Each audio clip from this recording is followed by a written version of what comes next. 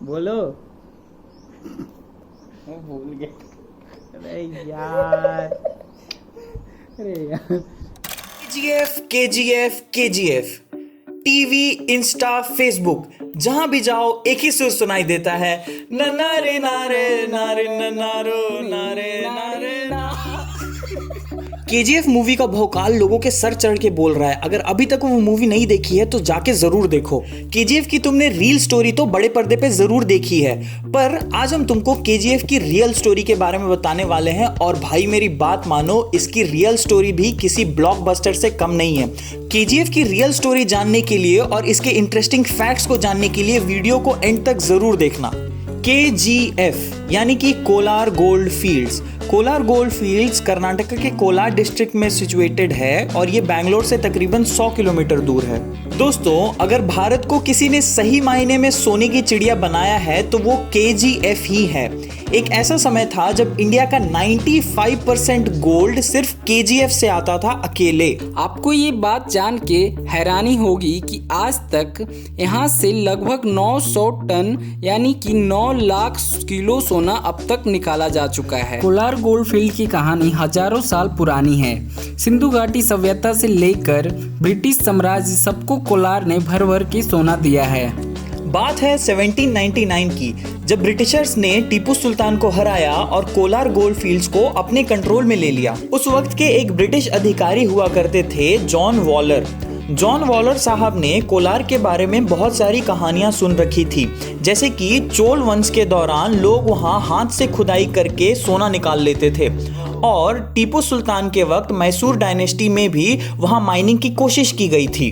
Waller साहब पे इन कहानियों का बहुत बड़ा असर हुआ और उन्होंने 1804 में इन बातों को लिखना शुरू कर दिया। 1804 से लेकर 1807 तक वॉलर साहब ने यहाँ कई सारे रिसर्च कंडक्ट करवाए ताकि उन्हें सोने का पता चल सके। इतना सब कुछ करने के बावजूद भी वो वहाँ की गवर्नमेंट को कन्विंस नहीं कर पाए कि वो यहाँ आकर माइनिंग कर सकें।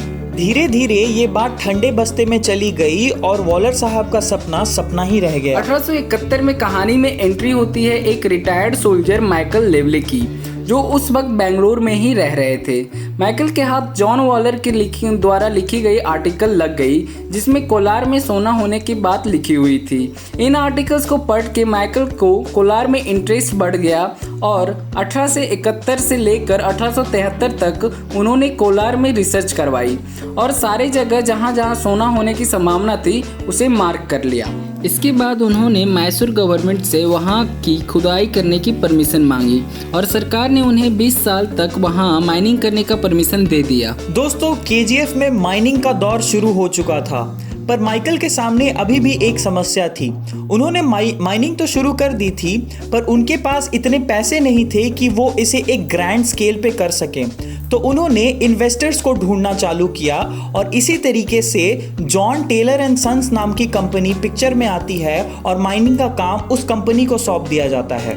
शुरुआती दौर में माइनिंग सिर्फ वहां के लोगों से करवाई जाती थी, पर माइनिंग की रफ्तार को बढ़ाने के लिए 1890 के दौरान कंपनी ने बड़ी बड़ी मशीनों को वहां लगाना शुरू किया। इन मशीनों को चलाने के लिए भारी मात्रा में बिजली की जरूरत थी, पर 1890s के दौर में भारत में तो क्या, पूरे एशिया में जापान को छोड़कर बिजली का नामो निशान भी नहीं था। इसी बिजली की जरूरत को ध्यान में रखते हुए अंग्रेजों ने हमारे देश का पहला हाइड्रो इलेक्ट्रिक पावर प्लांट बनाया, जो कि कावेरी नदी पे स्थित था, जो कि अभी Kaveri hydro electric power plant के नाम से जाना जाता है। यह पावर प्लांट 1890 के हिसाब से केजीएफ की जरूरत से भी बहुत ज्यादा बिजली बना रहा था, तो गवर्नमेंट ने यह डिसाइड किया कि इस बिजली को हम आसपास के शहरों में देना शुरू करेंगे।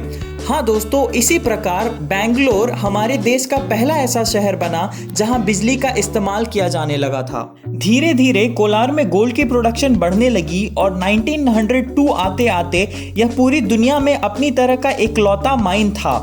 पूरी दुनिया में सोना निकालने के मामले में यह 6ठे नंबर पे आता था और ये केजीएफ का गोल्डन पीरियड यानी कि स्वर्णिम काल चल रहा था। आपको पता है कि कोलार को मिनी इंग्लैंड भी कहा जाता है। जी हाँ दोस्तों, अब जब केजीएफ में माइनिंग बड़े स्तर पर शुरू हो चुका था तो गोल्ड प्रोडक्शन भी तेजी से बढ़ने लगा था और ये वो समय था जब केजीएफ तरक्की की सीढ़ियां चढ़ रहा था और कोलार को दूसरे शहरों के मुकाबले ज़्यादा प्राथमिकता भी मिलने लगी थी। और समय के साथ साथ कोलार का पूरा नक्शा ही बदलने लगा था, क्योंकि वहाँ पक्का मकान, बिजली, हॉस्पिटल, क्लब और इंसानी सुविधाओं को ध्यान में रखते हुए सारी ज़रूरतें की चीज़ें बनने लगी थी। चूँकि ये जगह अंग्रेज़ों ने बसाया था तो यहाँ की घरों का स्ट्रक्चर इंग्लैंड से मिलता जुलता था और इसी कारण से इसे मिनी इंग्लैंड भी कहा जाता था। दोस्तों, अंग्रेजों ने केजीएफ से बेहिसाब सोना निकाला और अपने देश ले गए। हमारे देश के आज़ाद होने के बाद केजीएफ की माइनिंग का काम जॉन टेलर एंड सन से लेकर के बीजीएमएल यानी कि भारत गोल्ड माइनिंग लिमिटेड को दे दिया गया था। पर जैसे जैसे समय बीतता गया, यहाँ माइनिंग करना और मुश्किल होता गया। शुरुआत के दिनों में जब अंग्रेजों ने माइनिंग की शुरुआत की थी तब सोना निकालना आसान था। 1979 आते आते केजीएफ में सोना निकालना बहुत मुश्किल हो गया था और दशकों की खुदाई के कारण माइन की गहराई भी 3 किलोमीटर तक जा पहुंची थी।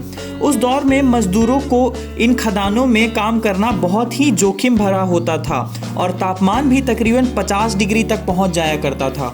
1990 आते आते प्रोडक्शन कॉस्ट बहुत ज़्यादा बढ़ गई थी और कंपनी को लॉस होने लगा था। माइनिंग के शुरुआती दिनों में 1 टन ओर में 45 ग्राम सोना मिला करता था, जो कि 1990 आते आते सिर्फ 3 ग्राम हो चुका था। इसके कारण कंपनी को बहुत लॉस होने लगा था और यहाँ माइनिंग करना फिजिबल बिल्कुल भी नहीं रह चुका था।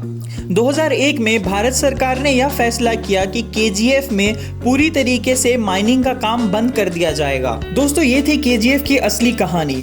पर अब मैं तुमको एक ज़रूरी बात बताना चाहता हूँ। सोना किसे अच्छा नहीं लगता, पर केजीएफ में 100 सालों के दौरान 900 टन सोना निकाला गया। इसकी कीमत क्या थी? इसकी कीमत थी 6000 लोगों की जान। इतने सालों में केजीएफ के टॉक्सिक वर्क इन्वायरमेंट के कारण 6000 लोगों की मौत हुई थी। जब 2001 में सरकार ने जल्दी में ये फैसला कर लिया कि अब माइनिंग बंद, तो सबसे ज़्यादा नुकसान किसे हुआ? उन माइनर्स को जिनकी रोजी रोटी बस केजीएफ के कारण ही चलती थी। आज केजीएफ को कोई नहीं पूछता।